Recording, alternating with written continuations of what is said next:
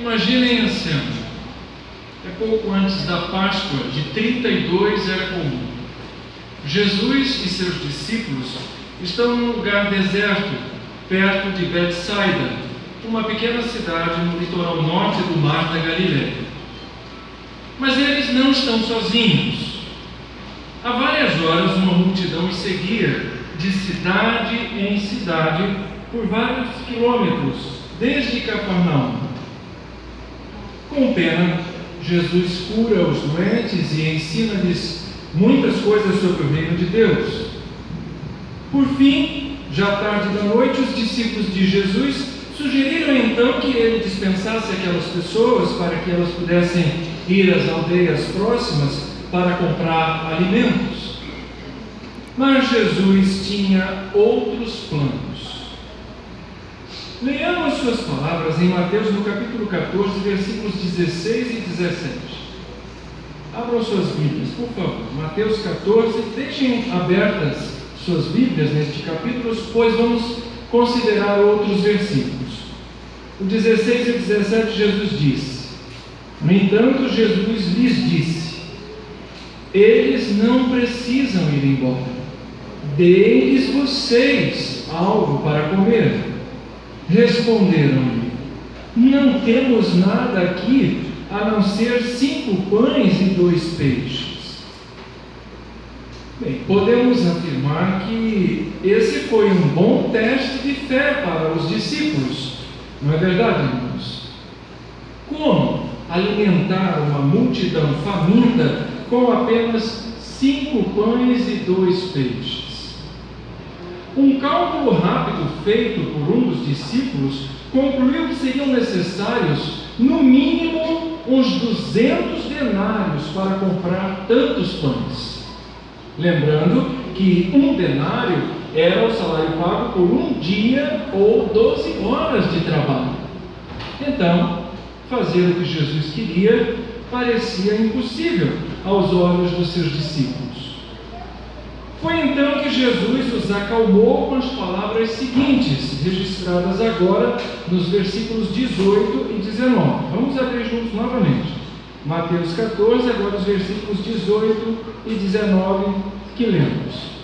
Ele disse: Tragam-nos aqui. E mandou que as multidões se sentassem na grama. Então pegou os 5 pães e os 2 peixes, e olhando para o céu, proferiu uma bênção. E depois de partir os pães, deu-os aos discípulos, e os discípulos os deram às multidões. Você pode observar essa cena emocionante na página 5 das nossas apostilas. É primavera, de modo que Jesus manda seus discípulos dizerem às multidões que se recostem na abundante grama verde da estação, organizados em grupos de 50 e de 100 pessoas. Depois de proferir uma bênção, ele começa a partir os pães e dividir os peixes. Mas será que o alimento foi o suficiente para todos? Recorram novamente comigo ao relato de Mateus e ouçamos a resposta. Lemos agora os versículos 20 e 21. Mateus 14, 20 e 21, que diz: Assim todos comeram e ficaram satisfeitos, e recolheram os pedaços que sobraram, 12 cestos cheios. Ora, os que comeram foram cerca de 5.000 homens, além de mulheres e crianças. Notaram o que se diz? Todos comeram e ficaram satisfeitos. E de quantos satisfeitos nós estamos falando? Todos os evangelhos citam que havia 5.000 homens presentes. Curiosamente, porém, somente o evangelho de Mateus menciona a presença de mulheres e crianças, além daqueles 5.000 homens. Logo, podemos afirmar que possivelmente naquela ocasião foram alimentadas cerca de 15.000 pessoas. Era tanto alimento, irmãos, que as sobras se acumularam em 12 cestos cheios. Um feito e tanto, não é verdade? Esse foi o único milagre realizado por Jesus e registrado pelos 4 evangelhos: Mateus, Marcos, Lucas e João. E digno de nota é que Jesus não deu o alimento diretamente às multidões. Tampouco ele convocou um grande número de pessoas para ajudá-lo na distribuição daqueles alimentos.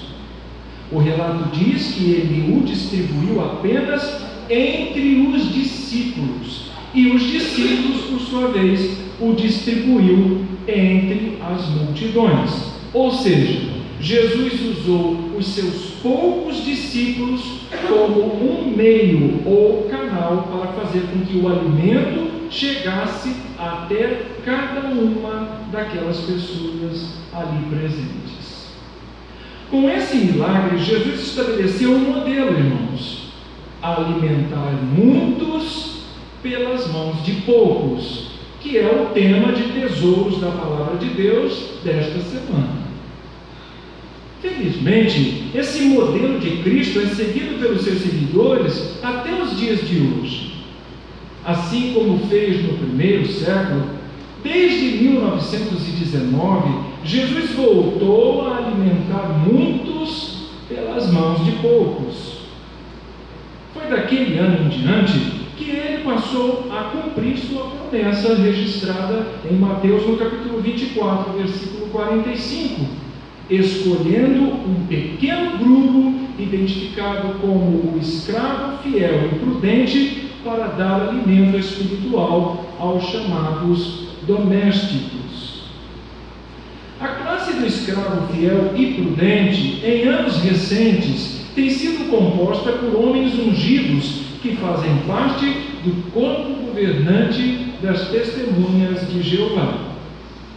Mas e quanto aos domésticos? Quem são eles, estes alimentados pelo escravo fiel? Inicialmente, os domésticos eram apenas os cristãos ungidos com esperança de vida no céu, também chamados por Jesus de pequeno rebanho. Depois, os domésticos passaram a incluir também as chamadas outras ovelhas, cristãos com esperança de vida na terra. Nas palavras do Messias, esses dois grupos se tornariam um só rebanho, sob a liderança de um só pastor, ele próprio Jesus. Assim, todos os cristãos genuínos, inclusive os membros do corpo governante, individualmente se beneficiam do mesmo oportuno alimento espiritual provido pelo escravo fiel e se tornam parte dos atuais domésticos. Evidentemente, o Senhor Jesus espera que todos nós apoiemos e respeitemos o escravo fiel e prudente. Afinal, ele está usando esse pequeno grupo para dar alimento espiritual a todo aquele que tem fome da palavra de Deus hoje. Logo, há muito trabalho, sim, há muito o que ser feito, e o tempo? O tempo é reduzido. Então, como posso mostrar que apoio e respeito o escravo fiel hoje?